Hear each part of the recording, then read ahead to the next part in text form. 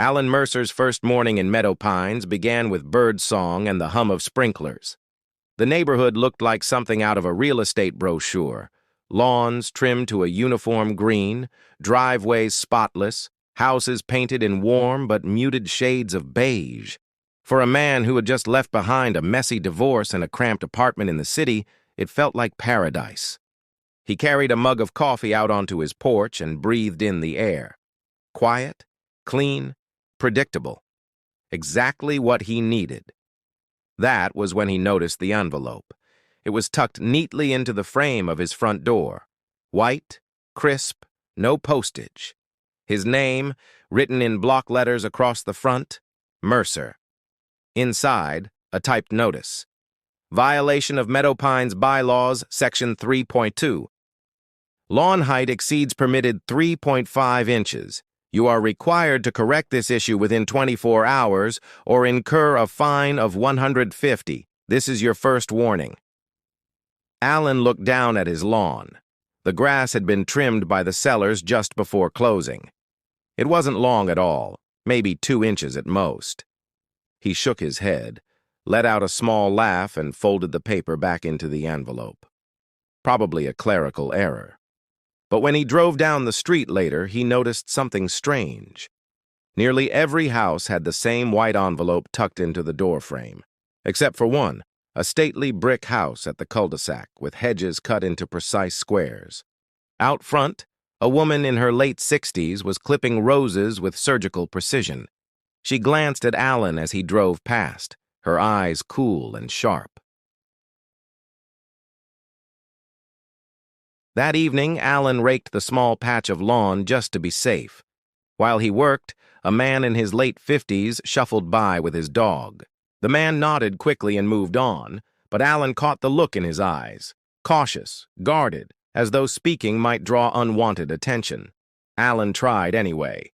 "Hey, do you know if these violation notices go out to everyone?" The man froze. His grip on the dog's leash tightened. "Best not to talk about that," he muttered, before moving briskly away. Alan frowned. Suburban weirdness. Every neighborhood had its quirks. The second envelope came the next morning. Violation. Trash receptacle visible from street. Fine, $200. Correct immediately. Alan stared at the words, then looked out his window.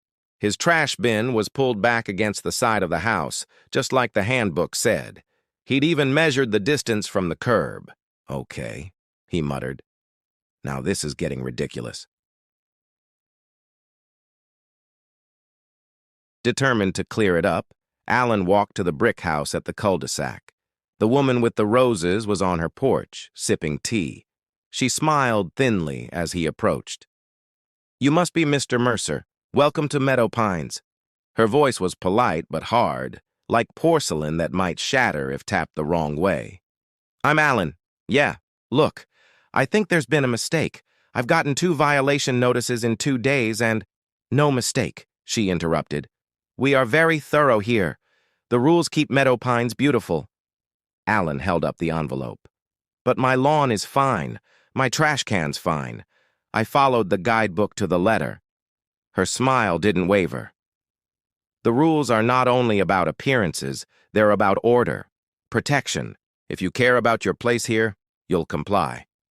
"Protection from what?" Alan asked. Her eyes narrowed. "From disorder." She sipped her tea and turned away, ending the conversation. That night, Alan couldn't sleep. The violation notices gnawed at him. But more than that, it was the silence. The neighborhood went dead quiet after 7 p.m. No cars, no laughter, no music, not even the buzz of a lawnmower. At 10:45, while staring at the ceiling, Alan heard something. A faint scraping, like shoes dragging on concrete. He went to the window and peered through the blinds. Several neighbors were standing in their driveways, just standing in pajamas and robes, their heads tilted slightly upward. No one spoke. No one moved. After a long moment, they all turned in unison and walked back inside their homes. Alan's chest tightened.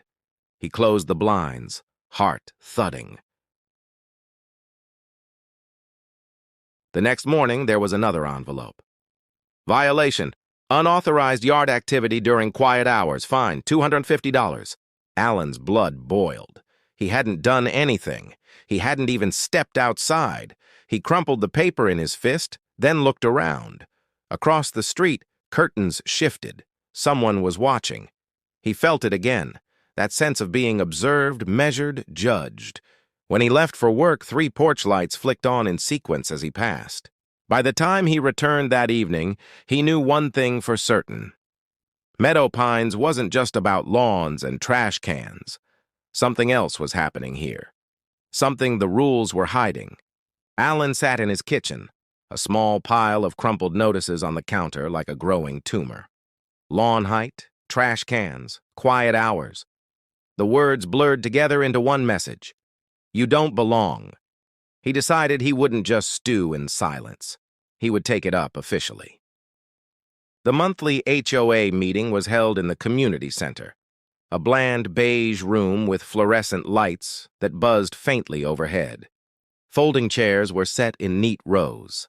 Alan took a seat near the back, clutching a stack of envelopes like evidence in a trial. At the front sat Mrs. Whitmore, flanked by 3 board members in pastel sweaters. Every resident in the room wore the same blank, practiced smile. Mrs. Whitmore rapped her knuckles on the table. Order! We'll begin. The meeting moved quickly through budgets and landscaping schedules. Then came the agenda item: violations and compliance. Neighbors leaned forward with a quiet eagerness that unsettled Alan. When his name came up, Mrs. Whitmore's voice sharpened.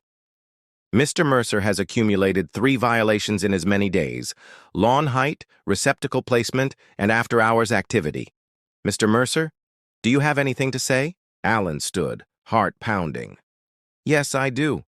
None of those violations are real. My lawn is within the limit, my trash cans are where the handbook says they should be, and I haven't stepped outside after 7. Someone's making things up. Silence. Dozens of eyes fixed on him. Their smiles didn't change, but something in the air shifted, tighter, colder. Mrs. Whitmore folded her hands. The rules don't make mistakes, Mr. Mercer. If a notice was issued, it was earned. Perhaps you don't yet understand the spirit of our community. I understand that I'm being harassed, Alan snapped. This is absurd. Gasps rippled through the room. One man whispered, Don't say that, his voice trembling. Mrs. Whitmore's gaze hardened. Violations are disease. We are the cure. If you refuse treatment, you risk infecting the rest of us. The board nodded solemnly. Alan sat down slowly, the weight of their stares pressing against him like a physical force.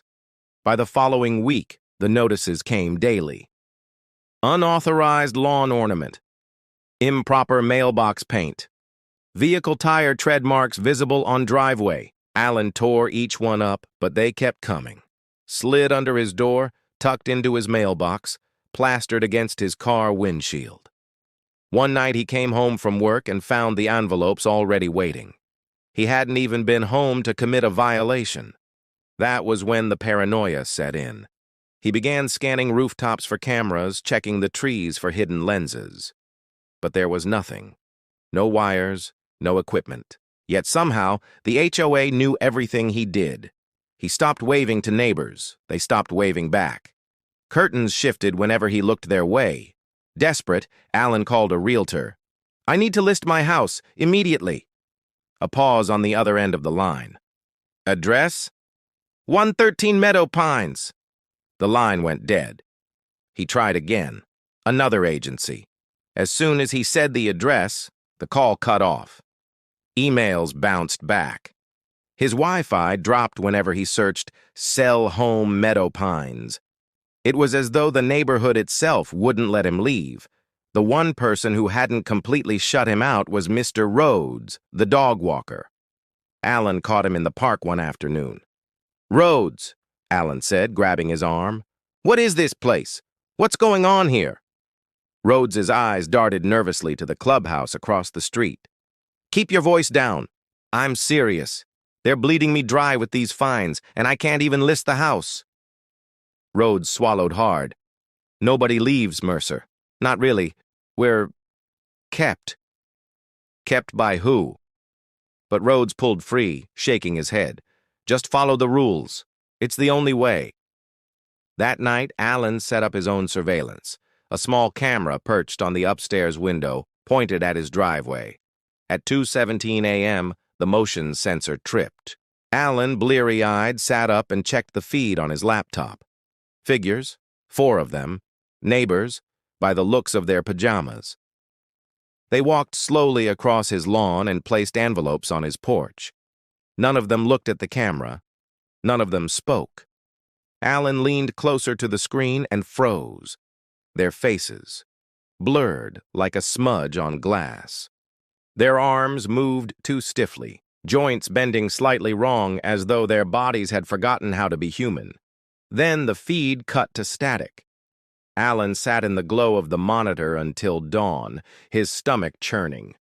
When he opened the front door, a neat stack of envelopes waited for him, dry despite the dew. By the end of the week, his home looked less like a residence and more like a filing cabinet stuffed with warnings and fines. Envelopes littered his kitchen table, filled his recycling bin, overflowed into corners. He had stopped opening them. Sleep-deprived, he stared at himself in the bathroom mirror. His eyes were bloodshot, his jaw tight. A thought struck him with sick clarity. Maybe this was the point. Break him down, wear him out until he submitted. But Allen wasn't going to submit. He gathered the unopened envelopes into a trash bag, hauled them out to the curb, and dumped them with the garbage. His chest swelled with a flicker of victory. The next morning, the trash bins were gone. In their place stood a single envelope, centered on the driveway like an offering. Allen tore it open with shaking hands. Violation, improper disposal of official HOA correspondence. Fine, $500. By the following evening, Allen had made a decision. Enough of games. Enough of paranoia. He would confront the HOA head-on. He stormed into the community office just before closing. The building smelled of lemon cleaner and paper. Behind the counter sat a secretary who looked up but didn't greet him. "Where's Whitmore?" Allen demanded. "In the boardroom," the secretary said tonelessly. Allen pushed through the door. The boardroom was lined with framed photographs, group portraits of smiling residents in front of freshly painted homes. His eyes scanned the rows until he froze. There, his house. Different families across the decades, but always his house behind them. Every face wore the same expression, a smile too wide, eyes too blank. Allen's stomach dropped. From behind him, Mrs. Whitmore's voice floated, calm and sharp. "You've been reading the rules wrong, Mr. Mercer. The violations aren't punishment, they're preparation." Allen turned. She stood in the doorway, her silhouette framed by the hall light. "Preparation for what?" His voice was hoarse. Her lips curved into that porcelain smile. "For your transition.